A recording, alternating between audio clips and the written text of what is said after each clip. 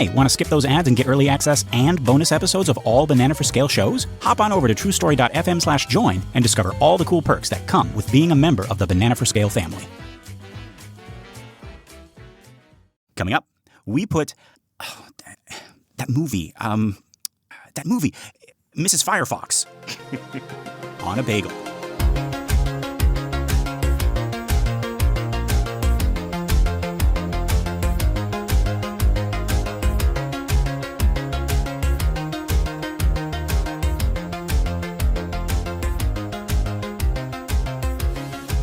Greetings, First Jumpers. I'm not Lester Ryan Clark. And I'm not Keenan Diaz. We're another version of them from another universe, and this is another episode of Every Minute of Everything Everywhere All at Once, a show where we attempt to explain, evaluate, enlighten, and elucidate the Academy Award-winning film Everything Everywhere All at Once.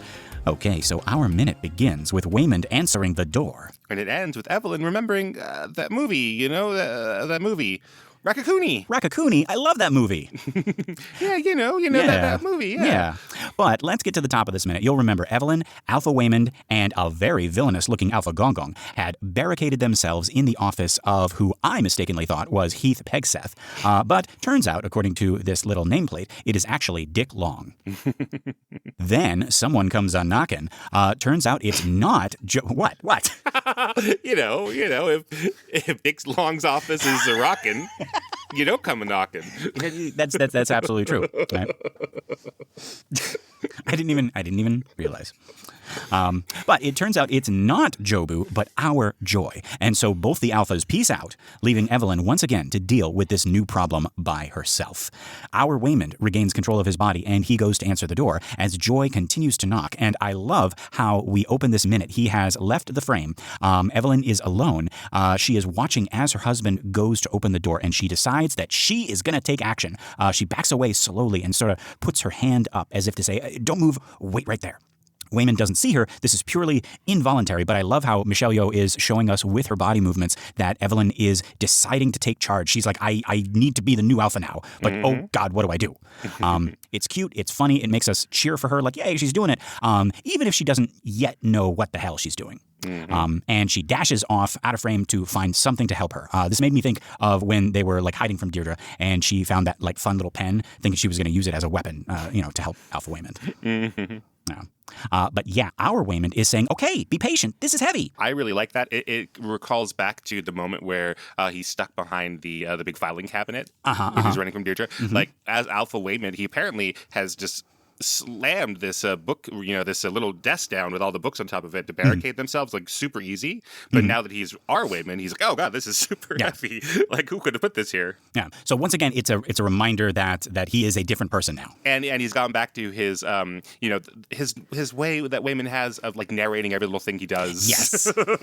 As if Joy is still a toddler and he's kind of like walking her through. It's like Daddy's going to do some some home improvement stuff. That's right. Yeah. Yeah. So he's like talking through like, hey, there's stuff on the other side of the door. You know that, honey, even though she's never been on the other side of the door, right? He's like, I have to move this. This is heavy. As if that's going to help her understand anything of what's taking so long on the other side. Yeah. A lot of this minute is people confidently trying to get the other person to understand, thinking that they did it, but then maybe actually not. Right. But yeah, we cut as he moves the barricade aside and opens the door, and it's Joy?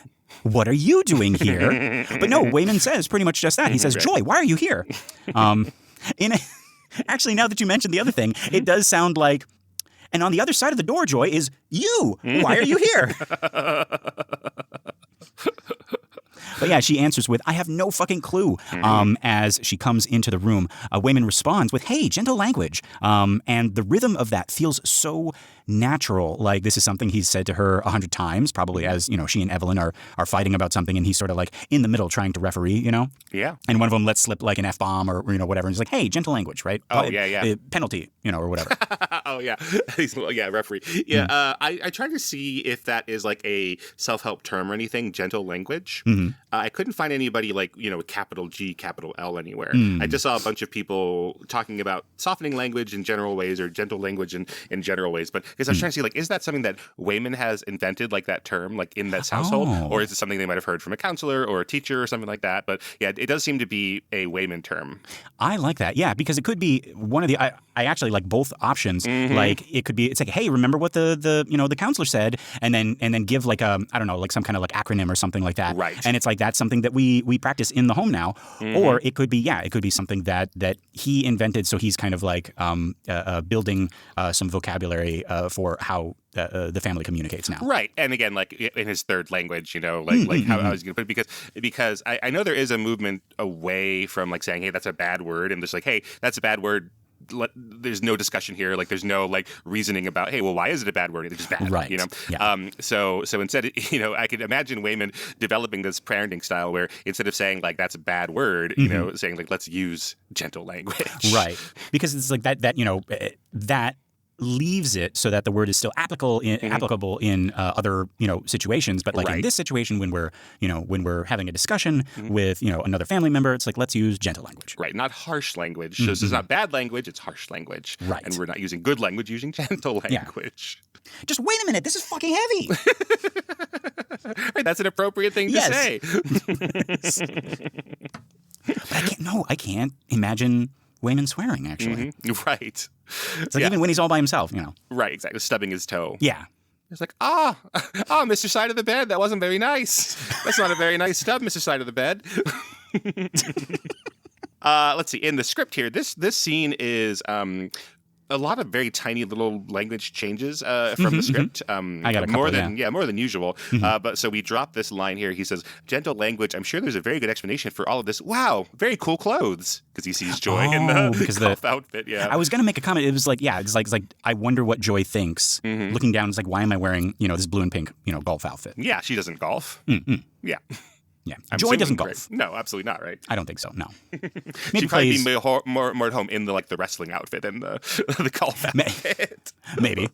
I was gonna say like maybe play some some Wii U golf or something like that. Right? Exactly. Yeah, that generation. Why did I say it so disparate? That's you. That's us. That generation. That generation. Jeez. Drink some water, Lester. God. But yeah, she passes her father, comes into the room saying, "Just what is going on?" To which Waymond responds. Waymond responds. Not Raymond responds. Lester. Deirdre, I've combined two voices that we overuse in the podcast. I'm just a little baby. Oh my God. To which Waymond responds, "I'm sure there's a very good explanation for all of this," which I was all ready to criticize as like a filler line, a stock explanation. You hear that all the time in movies. It's like there's a reasonable explanation for all of it, and then crazy stuff happens, right? Right. And then we have our next big, because we're about to have our next big interaction, and we just need Evelyn to like interrupt their conversation in some way. So yeah, explanation for all of this is like the perfect line to kind of like step on. But I actually want to give Waymond credit as the member of the family who, as we're going to see in a later very impactful moment, doesn't know what's going on, but knows that that's not as important as calming everybody down and making sure they're all in the right headspace. I literally, just talked about him playing referee to, his wife and daughter. And likely a lot of those fights are ones that he's not a party of. Like there's, the family fights, but then there's one where there's ones where it's just between Evelyn and Joy. But you get the idea that Waymond is still there, like validating both of them, trying to make sure it doesn't get too heated. And we joke about, how he kind of plays low status, and that's a great contrast when he becomes Alpha Waymond. But we've seen already in this movie that he doesn't like cower or pick a side. He's always trying to bring it back to center. Like when he reminds Evelyn, it's like, no, Joy said she was bringing Becky, don't you remember? But then he's also like, oh, that's not a very funny joke, honey, to to Joy when Mom overhears that comment that she makes about Gong Gong dying. And that takes a backbone. He'll call out bullshit on both sides as he tries to hold his family together, even in situations where he doesn't know like all the details or what's going on. Right. But yeah, their conversation gets interrupted in the funniest way. Evelyn dashes in from the right side of the frame, tackling Joy into a chair, to which she proceeds to tie her with some shipping tape she found. But Dad and daughter are flabbergasted as Evelyn says, "Just wait a moment. But Joy says, "What the fuck are you doing?" Hey, gentle language. Sorry. But we cut to a wide shot as she finishes taping Joy into the chair, and she says in Mandarin, "Our daughter's mind has been taken over by Jobu Tobaki." Actually, the script says Joy Booby Tobaki. I don't think Michelle Yeoh says that here. I listened really, really hard. But I like that she's like getting the name wrong in all of the languages. Yeah, I also like that it is this packing tape, and we're, or in the script it calls for packing tape. This is something, I don't know, like less strong than I might think if I thought packing tape at first, you know? It's the clear, I keep on thinking like duct tape in my memory. Right. But it's transparent. It's see-through. Yeah, so it's going to have to play that, you know, when Joy is tied up in a minute with all the tape, that she still feels at least inconvenienced enough that she's going to sit there, you know, when Evelyn comes back with the box cutter or whatever. Right. Right. But it is funny. That, again, it is like the cool pen that she gets to fight Deirdre. Like, this seems like really, really, this is not the best you could do, probably. There's probably something better you could be doing it with. I imagine Dick Long or Heath Pegseth has, you know, some kind of like ceremonial like weapon like on display, like on one of his walls or something like that. Just but no, she's like searching through the drawers and just like packing. The real Heath Pegseth, you know, Pete Hegseth probably has like a katana in his office or something. Oh, something like that. As soon as you said that, yes, absolutely, 100%. Now, He's maybe not some of Japanese. you at home, have katanas in your office. No. He absolutely would. He opens his letters with it.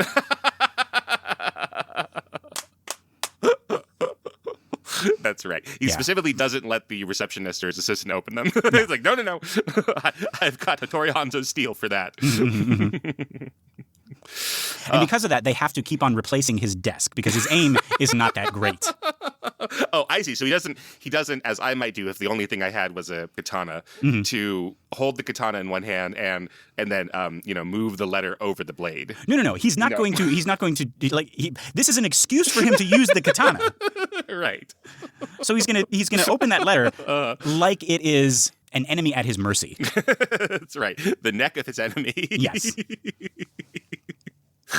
So even if you've done it right, you're still going to mess up the desk. There's no. Oh yeah. Yes, absolutely. This is 10th or 11th desk he's had. Yeah, and if he's had to, save these letters, his secretary is going to have a hell of a time because, she is the one who has to tape all the pieces of the letter together, and now somebody stole her tape.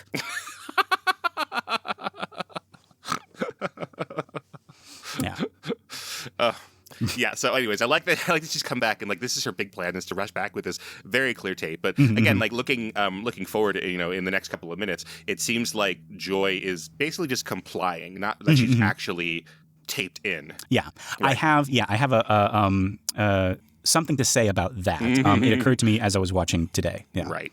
But Joy Booby Tobaki. And yeah, she continues. She says, Alpha U and Alpha Gong Gong want me to fight her, but... And here she finishes up with the tape and switches to English, saying she's too powerful.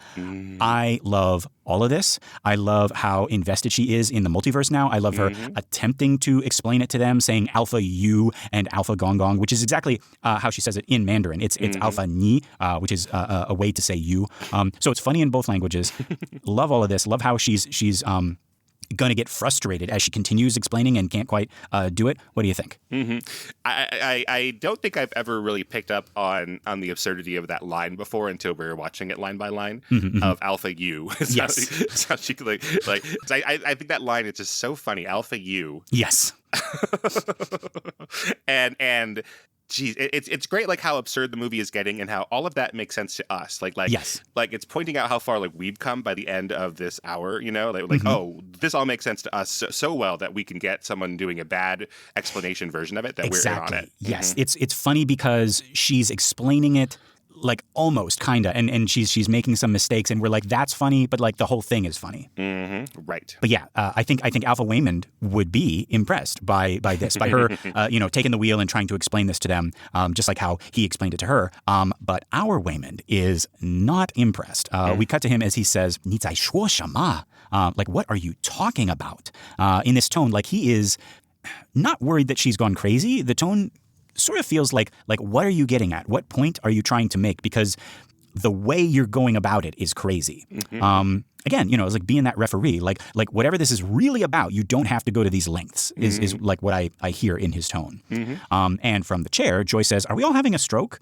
But again, it sounds like sarcasm. It sounds like frustration. Why doesn't Mom just tell us what she wants to tell us the normal way? Neither of them seem worried about her actual mental health.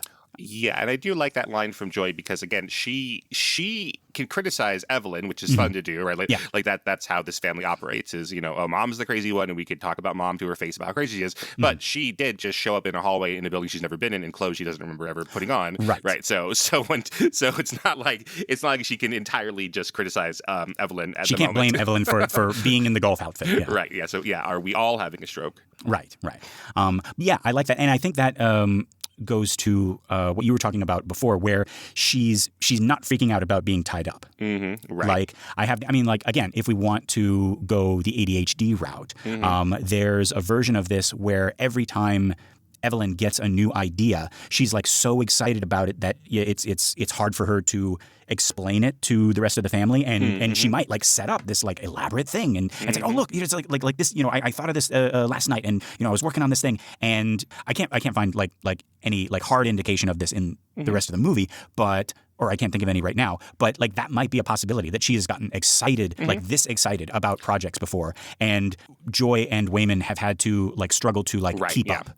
Right, like so I know like we use the term manic for like a manic depressive personality, but that kind of feeling for someone with ADHD, like I've got all these little totes to organize this room all of a sudden, let's do it, and then which never gets finished or anything. But it's like, okay, we have to just sort of ride this out with mom as she has this new idea that's going to change everything and save our whole our whole family. Right, and from her perspective, it's like I finally figured it out. Why aren't you on the same page?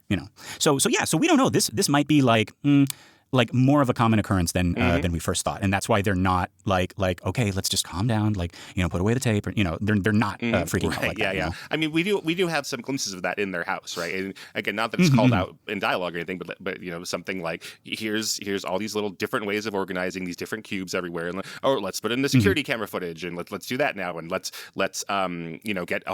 get two different kinds of paint, right? One for the apartment, one for the and let's get a calendar in every single room of the house, right? And that's like a project that 4 years later didn't really work out. Right, and that made me think because that's a perfect. It's like, okay, yeah, I keep on forgetting about the dates. I have because I just learned about this thing called time blindness, and it's like, yeah, so problem solved. Put a calendar in every single room, and like. When you first think about that, that sounds like a brilliant, I've solved it. I got it, and just kind of like, job well done. But then, the first thing you've got to do is put on the calendar when to change the calendars. Yes, right. And then also when to maintain everything. Yeah. And then, okay, yeah, now we've gone into this calendar thing. If it were me, because I have multiple digital I have a Google Calendar, I have an Apple Calendar, I have a work calendar. So if I have an important thing that I absolutely positively must not forget, Keenan, which calendar do I put it on? The important calendar. The calendar calendar. Yeah. Because that has happened to me. I have missed very important things because I put it on. It's like, okay, well, this is a work-related thing, so I put it on the work calendar. And then it's the weekend. It's the weekend before the thing is due. And so I'm looking at my weekend calendar, and I'm like, that looks like everything's free. There's nothing going on. How unusual. Yeah. And then I set a reminder for, the Apple Calendar, and it pops up Monday morning. It's like, hey, just remember, you have this thing right now. So yeah, and I can see, and that's digital stuff. Like imagine doing it analog, paper calendars in every single room. Which I'm sure she does. She doesn't like the apps on her phone. She said. Well, yeah, she doesn't like them because they are not efficient for the exact reasons that I just described. She's probably tried it and she's like, no, I'm never going to understand this. Right. I'm not of that generation. We're doing it the old-fashioned way, right? And I'm going to mess it up that way instead. But yeah, okay. So this explanation that she's giving obviously isn't working. So she sighs and she sits Waymond down in the other chair next to Joy and sort of takes center stage in front of them. Yes. And this is a thing that she has done before. It feels like, right? It's like we're on a new diet now, right? And the whole family. Yeah, we are, right? Yeah, we. I just discovered this thing, this paleo thing, and we're all like all dinner is going to be like this from now on, right? Breakfast, lunch, and dinner, right? And she's trying to pitch it to them, right? And I love the way that Waymond is sitting, right? His hands on his lap, or hands in his lap, looking up at her. But both his and Joy's faces are incredulous as we cut to Evelyn, who says in Mandarin, she says, "You don't remember anything because your bodies were under the control of other universes."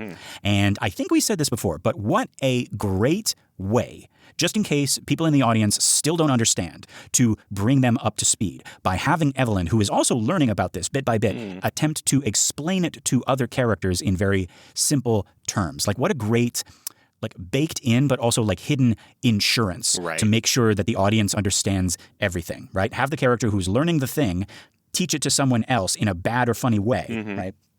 It gets the laughs.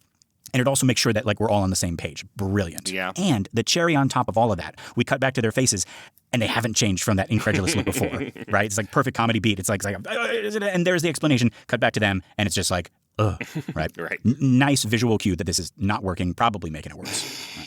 Yeah, and again, it also reinforces that we're smart. Like, we get it. Like, we get what Evelyn's putting down there. Yeah. It's like we understand it. Joy and Waymond. Why don't you guys? Right.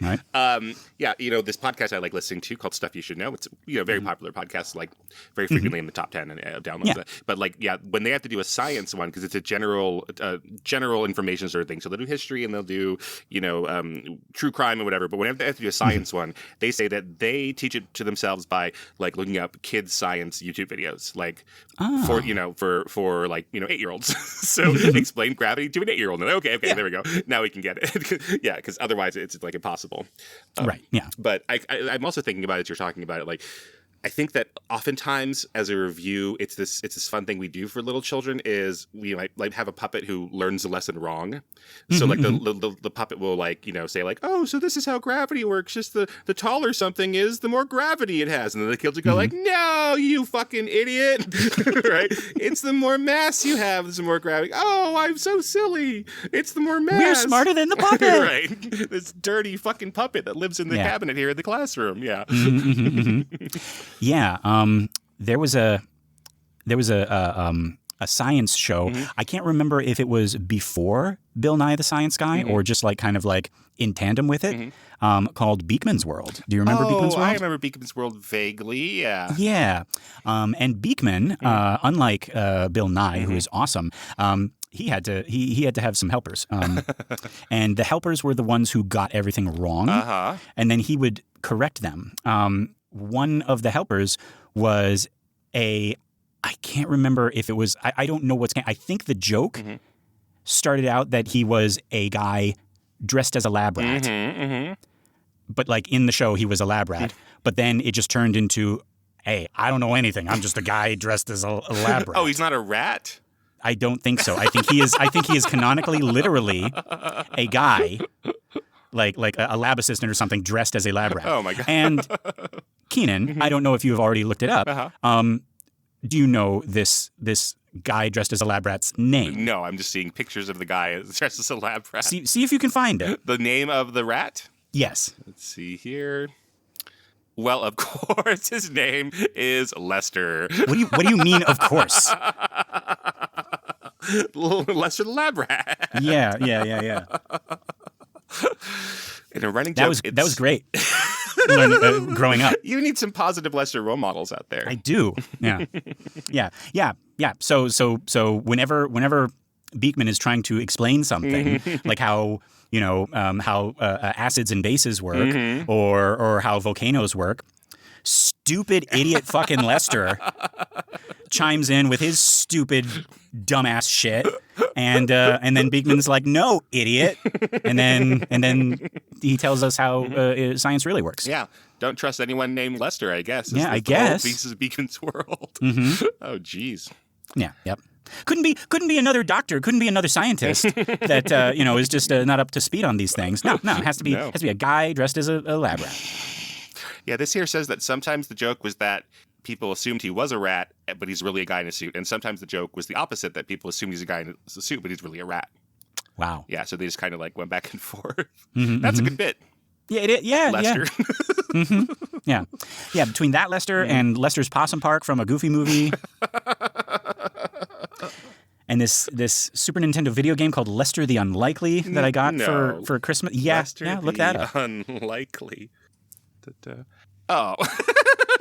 he's some kid who's in the middle of the jungle, and he's like, he's a doofus. Look how doofy he is.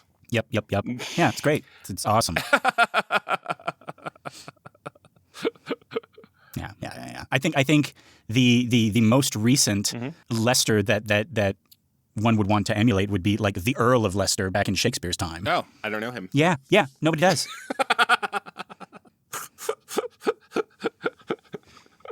Actually, I don't know. I actually don't know a lot about the Earl of. He might have been a terrible person. I don't want to put that out there that we want to emulate the Earl of Leicester. Yeah, well, we don't he know. didn't invent anything as important as like the sandwich or something. Right. Yeah, we've heard about him. Yeah. Let me read to you a little bit about the gameplay of Leicester the Unlikely. I had the game. I know. Lester is easily frightened, and when he's faced with animals and heights, etc., he will scream and run in the opposite direction, and he will take over the controls from the player because he's such a little bitch. Yes. That's the exact quote from Nintendo Power. Yeah, that's the pro tip. Pro tip: Lester is a little bitch. Love it. Don't play this game. Yeah, no, really. The angry video game nerd of YouTube fame. Yeah. Who is a nerd. That's his whole bit. Played this game and criticized the character. So there you go. Right. Why are we talking about this? We're talking about educating the children. Oh, yes. by verbally abusing your puppet friend named Lester. Oh, right. Yes. From Beekman's World. Yeah. But yeah. I'm at the... I'm at a wikia, a fan wikia. Sure. Called Loathsome Characters. The Loathsome Characters wikia. Oh, boy. And here is it for Lester the Unlikely. Loathsome Characters. I don't know who else would be in this, but... So he is, well, okay. In the wikia of Loathsome Characters, he is the only Lester, at least. That's a good question. It's not just a hyperlink of the L's, and then it's like 50% of them. Lester. It's like there's that Lester from this thing, there's that Lester from this thing. Lester. There are 3 Lesters.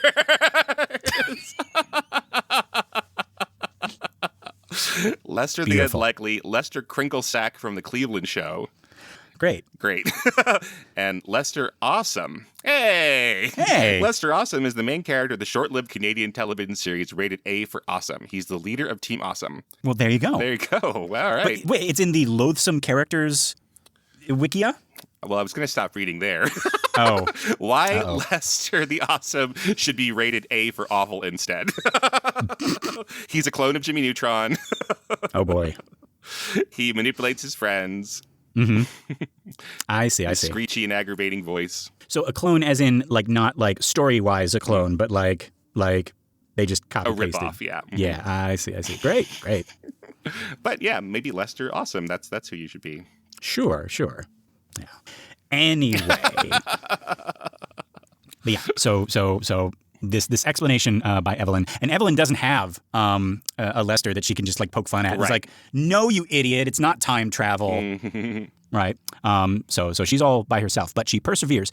She's growing as our hero. She is not going to give up. She says, "You're like puppets. Puppets, like dumb fucking puppets that get things wrong. Right. And we make fun of. No. Right. To make 6-year-olds feel smarter." No, she says, "You're like puppets, puppets." And we cut back as she's got her hands out like a marionette, desperately trying to make this make sense. I love how she does that line. She does this little like dance as she nods. She's like, puppets. And she continues, "You can do things you normally cannot do." And we get a shot of Waymond here looking puzzled as she continues. It's like that movie. And we cut back to her as she does an amazing impression of me as I try to remember the name of something. Evelyn, I feel you. This is the most frustrating feeling. She's like, that movie. And she's jumping up and down in her frustration. And she's holding her hand out to both of them like, that movie, like what movie am I thinking about, right? I love that we as humans do that. Like, tell me the name of the movie that I'm describing, And in some cases, like even getting angry when they can't help, like, you fucking know, stop playing dumb. Right. I know it happens to all of us, but, in the years where I've been turning 40 and then right afterwards, like as a professor, that's happening more and more to me. It is very, very frustrating. Especially because once I finally get around to it, like if it's like in a classroom or something like that, right?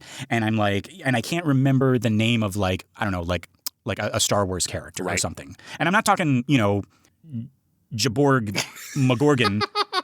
I'm talking about like one of the like the known ones, Lando right? Calrissian. Yes, like Lando or like Darth frickin' Vader or something like that, right? Like I can't think of it's like, and it takes up like 5 minutes of our class time, and I'm like Han Solo, and the crushing like anticlimax of them looking at me like who, and I'm like, oh, you frickin' young people. Yeah. Well, one thing I also like about this, now that you're mentioning like the way that this feels like, oh, this is how mom acts sometimes, right? Of like scrambling around. We have to do this right now. This also reminds me, sitting her up here in front of these two chairs, like a family game night of her playing charades or something. Yes. And so like she's, as you said, on stage, as the guesser, or like not the guesser, but the person who's putting on the charades or something, and they are just used to sitting there, and I'm assuming not ever knowing what she's talking about in a game of charades or taboo or whatever it is, right? And it's like, well, we just have to let the sand in the hourglass just go here.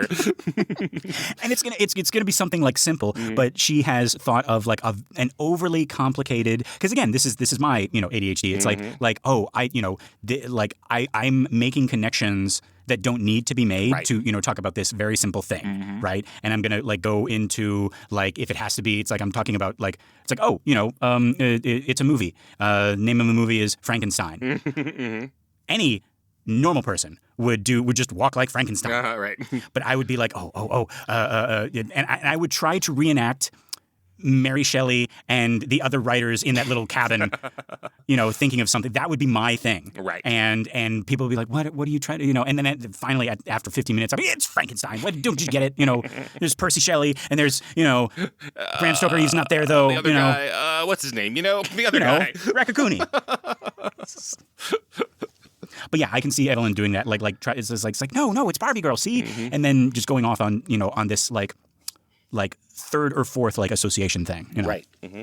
Yeah, but I also feel for Evelyn here because this always happens when they are trying to, like outside of game night. I mean, like this always happens when they are trying to make a point, and like you've been when you are trying to make a point, and like you've been explaining something, and suddenly the perfect comparison pops into your head, and you're so excited to just blurt it out that it gets stuck, and you can't remember the name, right? And the harder you try, the further away from the name you get, right? And the frustration of like, this will make everything I said make sense. I just can't think of the name right now. Right. Yeah. So, we are empathizing as 40 somethings, but then also we're adding into this, like, the complexities of having a third or fourth language and being an immigrant and all of that. Right. And what I like about this scene though, is that we're laughing at her like as our mom. We're also laughing at ourselves while doing this, right? While still understanding like this being part of like the immigrant experience, right? Right. Yeah. So it's doing it in a really fun, like relatable, safe way. Yeah, and mentioning that now, like that, like of the layers that I thought about, like that, was probably like the third one that I thought about. Right. I never saw it as like making fun of her language ability. Right. But of course, like this is, I mean, even Daniel Kwan said like this is actually like straight from his life. I think he said like it was his father who coined Raccacoonie. And it was because, but again, it's like, 6 of one, half a dozen of the other. It's like, is it a language thing or is it like, a dad thing, Well, I mean, if Evelyn is from Hong Kong and then she's learning Cantonese and then English is her second language, maybe her third language if she learns Mandarin first, and then trying to remember the name of a cartoon movie where they're speaking in faux French, in Ratatouille, like it's very relatable and very understandable at least. But yeah, like filtering through 3 or 4 different levels of trying to remember this thing. And actually, wait a minute. Okay. I'm gonna preface this by saying I don't think this is what it is what this joke is.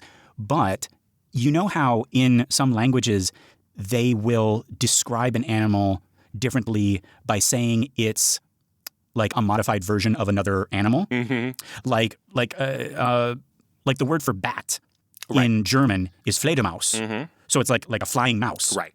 So you could. Oh, gee, we would have to know the word for raccoon in or the word for rat in Cantonese or Mandarin, and like if they are related, this could be like a legitimate like innocent mistake, right? Like that superhero, Flying Mouse Man, because that would be what a German like grandma who doesn't have a grasp of English would do.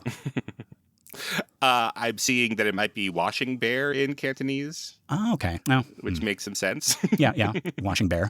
But then this is also confusing. You might also hear it described with the characters for raccoon dog. How can the Oh, word yeah. for raccoon contain the characters for raccoon dog? I don't understand that, but Well, I will you know take what a this raccoon word dog for it. is. No. Oh, okay. A tanuki? Yes, a tudun, yeah. Which doesn't, like, raccoon dog is like the best that English can do. There is no, they okay. don't say raccoon dog. Okay, of course not. Okay, gotcha. Yeah, it doesn't literally translate as raccoon, but tanuki. It's a tanuki. There is no equivalent of it. But it's used as a like you see them outside of restaurants and stuff like that in Japan and stuff. It's a pompoko. Exactly. No, so raccoon. Okay, I'll try to unbreak my brain because I was thinking. So the word for raccoon is raccoon dog, Yes. like a recursive word within a word. But okay, we're not there. It's good. No. I don't. Bear. Wash bear. Yeah. And like a glove in German is a hand shoe. Excellent. Yeah. So I don't think that's what's happening here with Rakakuni. I think she got to it because it sounds like ratatouille. But that was a fun little like possibility, that little language alleyway that like it's like, oh, it's like it could be like, I think in some languages like fox and dog and bat and mouse and Right. Like those or a hippo is a water horse. Because that's what St. Augustine of Hippo, we thought, right? Hippopotamus, but no, it's the other hippo, No, which right. is a horse. Hippo is horse. Yeah, Okay, so in Hippocampus. like hippocampus, right? which It's a is seahorse. where. Oh, I was going to say that's where horses go to college, but All right, so I know we're going to spend a lot of time with ratatouille in the future here, but so ratatouille in Cantonese is ratatouille. They just make the French, transliteration. But the movie Ratatouille is not ratatouille in Hong Kong because that would make much sense to them because it's not a pun on rat, So, right. So yeah. it is called 5-Star Great Mouse. Okay, now you say that without any context. I'm sure in Cantonese that is a pun. That is a very funny pun. You think it's a pun? Well, because 5-star has to be like it has to be it either rhymes with mouse or it rhymes with like it sounds like an idiom about like cooking or something like that. I bet there's more to it. Or it just, hey, here's a great mouse who cooks really well. Right? 5-Star Great Mouse. 5-star, great mouse. Is there a comma or is there like a colon or? I don't know how it works in Cantonese. Sorry. No. There we go. 5-star great mouse. If anybody gives us a 5-star review and then comments 5-star great mouse, we will love you forever. Love you forever. But yeah, she's still trying to figure out the name. She hasn't come to it yet. She's still thinking. And Joy says, "What are you talking about?" And right then we cut back to Evelyn because she has remembered the name of that movie. She is literally jumping for joy when we cut back. She jumps in the air, claps her hands, and says, "Rakakuni." And folks, this happens so quick and it gets lost in this amazing joke that just happened. But I want you to linger on Evelyn right after she says Rakakuni. She lands from that little jump, she does, and she points as she says it. And then there's this split second where she sort of smiles like, there, now you understand. Your Honor, case closed. And I wanted to talk about it separate from the Rakakuni joke because her stance and her expression are another joke. Like it would still be funny if she got the name right. Like she's also proud. She's like, Ratatouille, there, you're welcome. Yeah, it's again, like in the middle of this big sci-fi epic thing about the destruction of the universe, it's this nice little human thing of like, I finally remember the name of the movie. Right. It's wonderful. And just being like so confidently wrong, like is the funny thing that tickles me. I think is the thing that tickles me. Yeah. But yeah, I also like that Joy and Waymond don't immediately connect it to Ratatouille. It's different enough. Like I feel like if I walked up to someone who hadn't seen this movie, Everything Everywhere, and I said, that movie about puppets, puppets, Rakakuni, that's just vague enough where, like, until you explain further, they have no idea what you're saying. There could be a movie about like, are you trying to say Pinocchio? No, the puppets, Rakakuni. No. He's that scientist, and he has a stupid idiot assistant in a rat suit named Lester. Rakakuni, Dr. Rakakuni. No, the Goofy movie. Yeah. Lester the Possum. Right. They go to this horrible, like scary theme park. It's like just all bad and yeah. Right. Yeah. Anyway. Yeah, it's like a theme park where the theme is shittiness. Yes. Lester's Possum Park. Lester's Possum Park. But yeah. But Joy's like, huh? And she repeats, Raccacoonie, the one with the chef. And that is where I think we start to get it, but that is where our minute ends. Keenan, what did we think of this minute? I like it. Again, I'm just so excited for the next minute when we get the full Raccacoonie joke. So Yes. I know next week we'll be just rehashing this entire joke again, but it's a pretty excellent joke. Yes. No. I think this is the part like that we relate to, where like it's on the tip of our tongue. We can't think of it, and I think that's the fun of this minute. And yeah, and the next one we'll have where she's just very confidently and joyfully retelling the story of Ratatouille. But I think the thing that tickles me in the next minute, we'll talk more about this, is that even after Joy says, "Do you mean Ratatouille?" she's like, "No." I'm right. It's Raccacoonie. But that's next week, folks. For now, this has been the 66th minute of Everything Everywhere All at Once. I've been Lester Ryan Clark. You can reach me in all the universes as the least egregious version of Lester Ryan Clark. Oh, no, you've been Lester Awesome. Yes, sure. And I've been Keenan Diaz. In your universe, I'm on Letterboxd or Instagram at Howdy Keenan. Yeah, we got our Facebook listener group, Banana for Scale. That's a community for all of our shows, including this one. It's a private group, but just request to join and you'll be sucked into the banana. If you want more, consider joining us at truestory.fm/join and look for Banana for Scale. That is us. You get bonus episodes of all our shows, access to our Discord, and you get your episodes a week early and ad-free. Pretty cool. Just $5. If you're not sure about that yet, one thing that you can do that would mean all the universes to us would be to give us a 5-star rating on iTunes or Spotify or wherever you listen to our show. That and sharing the show by word of mouth or on social media is going to help our little podcast grow and find more cool people like you. All right. Okay, time to jump. Let's see. We got the tape. We got a little barricade there. We got Gong Gong sleeping in the background. Oh yeah, we didn't even talk about Gong Gong. Yeah. You know what I'm going to do? It's not exactly this universe, but we did talk about it.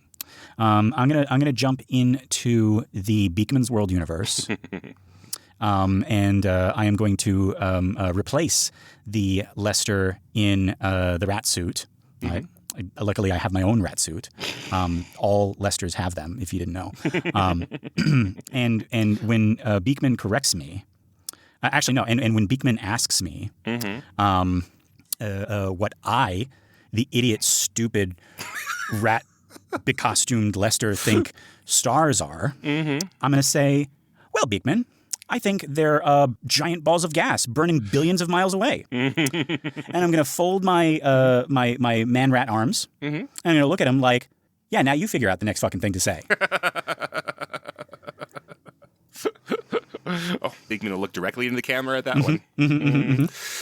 Well, I'm going to take this little barricade that Waymond has put together very effortlessly, and I'm going to be polite and put these things back, but in the spirit of Waymond, I'm going to narrate every single thing that I do. Oh, this book, it probably goes on the bookshelf. Oh, these pens, they probably go in the drawer. Let's put the desk back over here. I can tell where it goes because of the indentations in the carpet. See, you know what? Dora the Explorer is great. But I would really like Waymond's Way. That's right. Like a little Nick Jr. show, right? Where like we do things Waymond's way, and it's like the cartoon. It's kind of like the style of Dora the Explorer, right? The animation style, but it's Waymond, and he's teaching us how to do stuff, like how to do like DIY around the house, or like how to clean up after cooking or something like that. And and he narrates it, and he does it exactly like that. I would like that. I mean, with that fanny pack and that striped shirt, he already looks like Steve from Blue's Clues, as you mentioned. Oh my God. Right? And his fanny pack can be like the magic, because all of them have like a magic thing, right? Like Dora has the backpack, and he has the little notebook. Steve has the notebook. He can have the fanny pack. That's right. Say, and then the fanny pack talks, and its name is Lester. Oh, and that'll be the best version of me, because he'll be helpful, and Waymond would never punish me for not knowing a thing. Zipping his mouth out Yeah. or anything. Right. That would be me when I don't know, right? And I would zip my own mouth, and he'd be like, "Oh, come on, you know it." Right, like he would encourage me. He would do that thing that a good teacher does. He's like, no, you know it. We talked about this last week, right? And then I would just like hesitantly unzip, like tooth by tooth, and then I would say, "Is it gravity?" And he'd be like, "Yeah, see, you knew it all along." Right. And where's Beekman? Well, Yeah. his show got canceled, and this is the thing that's on instead. Yeah, where's Beekman now? Freaking jerk. Yeah, so that's my thing. No, wait, no, that was your thing. Oh, no, they're both about hijacked your Lester this thing. week. Both of them are about alternate versions of Lester. My thing was very negative and snarky. Yours was positive, yeah. All right, Keenan, are you thinking what I'm thinking? That I figured out why Pete Hegseth uses his katana on his new letters. Oh. To cure the loneliness epidemic in young male. In young...